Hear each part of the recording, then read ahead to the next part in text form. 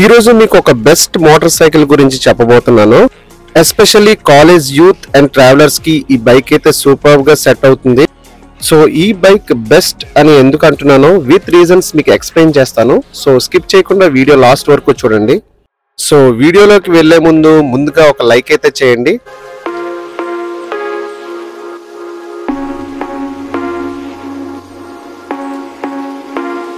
So చాలా days నుంచి ఇంటిలో దుమ్ము పట్టేసి ఉన్న ఈ బైక్ గురించే మీకు ఈరోజు అయితే చెప్పబోతున్నాను. సో ఈ బైక్ అయితే one and only most powerful royal Enfield interceptor 650 అండి. సో చాలా రోజుల నుంచి దుమ్ము పట్టేసిన ఈ బైక్ అయితే ఈరోజు మనం సర్వీసింగ్ తీసుకెళ్ళి మొత్తం అంతా నీట్గా క్లీన్గా అయితే చేయించేద్దాం. So let's go friends. ఇప్పుడు చాలా రోజుల తర్వాత బైక్ అయితే స్టార్ట్ చేద్దాం. చూద్దాం స్టార్ట్ అవుతుందో లేదో. నైస్ స్టార్ట్ అయింది బైక్. ఎక్స్పెక్ట్ చేయలేదు బ్యాటరీ డౌన్ అవుతుందేమో అనుకున్నాను, కానీ బాగా స్టార్ట్ అయింది. So let's go to the service point. So service పాయింట్కి వెళ్ళే ముందు ఈ బైక్ గురించి కొన్ని ఇంట్రెస్టింగ్ థింగ్స్ అయితే మనం ఇప్పుడు తెలుసుకుందాము. సో ఈ బైక్ వచ్చేసి రాయల్ ఎన్ఫీల్డ్ ఇంటర్సెప్టర్ 650 అండి. సో ఈ బైక్ని 2018లో లాంచ్ చేశారు. ఇది ఒక రెట్రో బైక్ అంటే ఆల్రెడీ ప్రీవియస్లీ 1960s ఈ బైక్ అయితే లాంచ్ చేశారనమాట. సో ఇది సెకండ్ రిలీజ్. ఈ బైక్ అయితే చాలా హిస్టరీ అయితే ఉన్నది. ఈ bike engine capacity 650cc. Mainly దీన్ని హైవే క్రూజింగ్ అయితే డిజైన్ చేశారు. సో హైవే మీద లాంగ్ ట్రిప్స్ వెళ్ళే వాళ్ళకి క్రూజ్ చేయడానికి ఈ బైక్ అయితే మెయిన్లీ డిజైన్ చేశారనమాట. సో ఈ బైక్ ని నేను ఎందుకు బెస్ట్ అంటున్నానో ఒక 4 పాయింట్స్ అయితే మీకు చెప్తాను. సో ఫస్ట్ అండ్ ఫార్మోస్ట్ మనం డిస్కస్ చేసుకోవాల్సింది అయితే ఈ బైక్ యొక్క బిల్డ్ క్వాలిటీ అండి. సో ఈ బైక్ అయితే 220 kgs కర్వ్ వెయిట్ తో హెవీలీ బిల్ట్ అండి. Complete steel body, steel and metal Alai తో వస్తుంది. ఇంజిన్ బాడీ అంతా కూడా మెటలే. మనందరికీ తెలుసు రాయల్ ఎన్ఫీల్డ్ మేడ్ లైక్ ఏ గన్ అనే క్యాప్షన్ ఉంటుంది. సో గన్ అయితే ఎంత ప్రెసిషన్ తో మ్యానుఫ్యాక్చర్ చేస్తారో అంత ప్రెసిషన్ అండ్ క్వాలిటీ అయితే దీనికి ఉంటుందని అంటారు. కానీ ఇప్పుడు లేటెస్ట్ గా వస్తున్న బైక్స్ లో అయితే అది కనిపించట్లేదు. నా బైక్ అయితే ఆల్మోస్ట్ 4 years అయింది, లాంచ్ చేసిన కొత్తలో కొన్నాను. సో దీని బిల్డ్ క్వాలిటీ అయితే ఎక్సలెంట్ అని నేను చెప్పొచ్చు. అండ్ సెకండ్ ఇంపార్టెంట్ పాయింట్ అయితే ఈ బైక్ ఒక ఇంజిన్. ఈ ఇంజిన్ అయితే చాలా powerful. 650cc engine with dual silencer and dual piston. చాలా పవర్ఫుల్ ఇంజిన్ అన్నమాట. మనకి హైవేస్ మీద యావరేజ్ గా 160 to 170 స్పీడ్ అయితే ఈజీగా క్రూజ్ చేయొచ్చు. సో అంత కంఫర్ట్ అయితే ఈ ఇంజిన్ లో ఉంటుంది. And before coming to the cost of this bike, third important point ఏంటంటే ఈ బైక్ యొక్క సేఫ్టీ అండి. ఈ బైక్ అయితే చాలా సేఫ్. ఎందుకంటే దీనికి డ్యూయల్ ఛానల్ ABS ఉన్నది. అంటే మనకి కార్స్ లోని 4 wheelers లోని ఏవైతే ఉన్నదో ఆ ABS అయితే ఈ బైక్ ఉన్నది. సో ఎంత స్పీడ్ లో అయినా కూడా ఈజీగా కంట్రోల్ అవుతుంది అనమాట ఈ డ్యూయల్ ఛానల్ ABS ఉండడం వల్ల. సో ఈ బైక్ ఎక్కడ కూడా మనకి యాక్సిడెంట్ అయ్యేటట్టు ఎప్పుడు మనం న్యూస్ లో కానీ సోషల్ మీడియాలో ఎప్పుడు చూడం. ఎందుకంటే చాలా సేఫెస్ట్ బైక్. ఈ బైక్ యొక్క హెవీ వెయిట్ కూడా దీనికి యాడెడ్ అడ్వాంటేజ్ అని చెప్పొచ్చు. సో అంత వెయిట్ ఉండడం వల్ల హైవే మీద అయితే మనకి చాలా స్టెబిలిటీ అయితే దొరుకుతుంది, రోడ్డు పైన గ్రిప్ కూడా. సో ఫైనల్ గా మనం రాయల్ ఎన్ఫీల్డ్ షోరూమ్ కి అయితే వచ్చేసాం. ఇక్కడ చాలా కొత్త మోడల్ బైక్స్ అయితే ఉన్నాయి. కానీ ఎన్ని బైక్స్ ఉన్నా కూడా మన బైక్ ని కొట్టేదే లేదు. ఈ కనిపిస్తున్న ఈ బైక్స్ అన్ని కూడా 350cc 400cc బైక్స్ అన్నమాట. సో మన 650cc బైక్ దగ్గర ఈ బైక్స్ అన్ని jujube. So final and last point ఈ బైక్ యొక్క ప్రైస్ అన్నమాట. సో ఈ బైక్ యొక్క ప్రైస్ అయితే అరౌండ్ 4.5 lakhs. సో ఈ బైక్ యొక్క ప్రైస్ కూడా దీనికి యాడెడ్ అడ్వాంటేజ్ అనే చెప్పొచ్చు. సో మీ అందరికీ ఒక డౌట్ వచ్చి ఉంటుంది 4.5 lakhs ప్రైస్ దీనికి ఎందుకు అడ్వాంటేజ్ అని. సో మీకు బైక్ మార్కెట్లో 650cc రేంజ్ ఉన్న బైక్స్ అంటే అబౌవ్ 600 రేంజ్ ఉన్న బైక్స్లో ఈ ప్రైస్ రేంజ్కి దొరికేది బైక్ ఒక్కటే.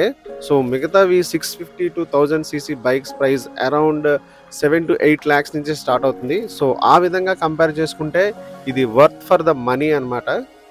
సో మనందరం చూస్తూ ఉంటాం almost 20 to 30 years back royal Enfield bullets ఇప్పటికీ వాడుతూ ఉంటారు చాలా మంది వింటేజ్ బైక్స్ లాగా. సో ఈ బైక్ కి అంత అమౌంట్ పెట్టడం రైటా రాంగ్ అని నన్ను అడిగితే నేను రైట్ అనే చెప్తాను. So royal Enfield build quality అయితే అలా ఉంటుంది. సో మనం కూడా ఈ బైక్ని జాగ్రత్తగా మెయింటైన్ చేస్తే ఆల్మోస్ట్ నెక్స్ట్ 20 to 30 ఇయర్స్ తర్వాత వీటికి కూడా ఆ వింటేజ్ వాల్యూ అనేది యాడ్ అవుతుందని నా పర్సనల్ ఒపీనియన్ అనమాట. So these are the things మనం డిస్కస్ చేసాం. Build quality, engine, safety and cost. So ఈ 4 పారామీటర్స్తో కంపేర్ చేసుకుంటే ఈ బైక్ బెస్ట్ అని అయితే నేను చెప్తాను. సో ఈ ప్రైస్ రేంజ్లో దీనికన్నా బెస్ట్ ఫ్యూచర్స్తో బైక్ ఏదైనా ఉంటే మీరు ఎవరైనా సజెస్ట్ చేయొచ్చు. నేను ఛాలెంజ్ చేస్తున్నాను, మీలో ఎవరైనా బైక్ ఎంతూసియాస్ట్, బైక్ లవర్స్ ఉంటే దీనికన్నా పవర్ఫుల్ బైక్, దీనికన్నా సేఫ్టీ బైక్ ఏదైనా ఉంటే కామెంట్ చేయండి. నేనైతే ఛాలెంజ్ చేస్తున్నాను.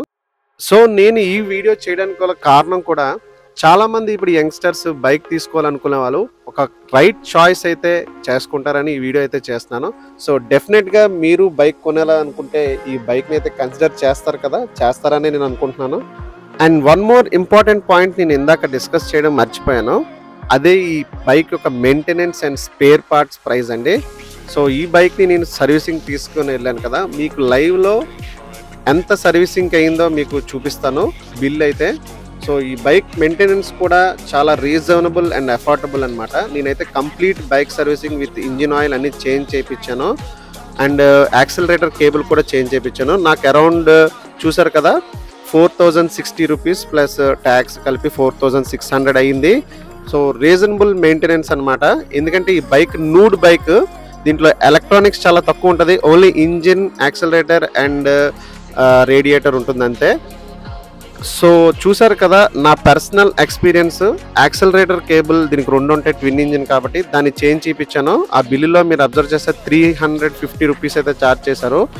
ఇదే బైక్ రేంజ్లో యాక్సిలరేటర్ కేబుల్ ప్రాబ్లం వస్తే అరౌండ్ 7000 to 8000 అయితే ఛార్జ్ చేస్తారు. సో ఎంత తక్కువ స్పేర్ పార్ట్స్ చూసారు కదా, ఆ విధంగా కూడా ఈ బైక్ అయితే బెస్ట్ టు కన్సిడర్ అనమాట. అండ్ ఫైనల్లీ నేను ఒక్క మాట అయితే మీ అందరికీ చెప్పాలనుకుంటున్నాను. ఇది నా పర్సనల్ ఒపీనియన్.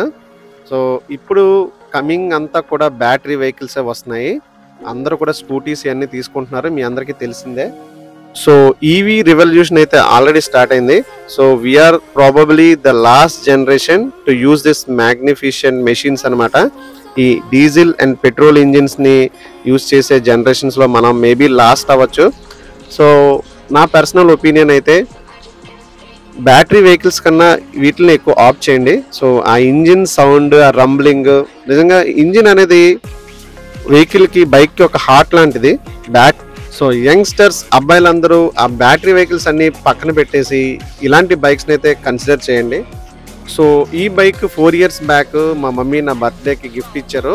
సో ఈ బైక్ అయితే నేను కేవలం 16,000 కిలోమీటర్స్ మాత్రమే తిరిగాను. ఎందుకంటే నేను మెజారిటీ ఆఫ్ ద టైం కార్లోనే ట్రావెల్ చేస్తాను. సో బైక్ అప్పుడప్పుడు మెయిన్లీ మాన్సూన్స్లో నేను మాకు దగ్గరలో ఉన్న అరకు, లంబసింగి ఇలాంటి హిల్ స్టేషన్కి వెళ్తాను.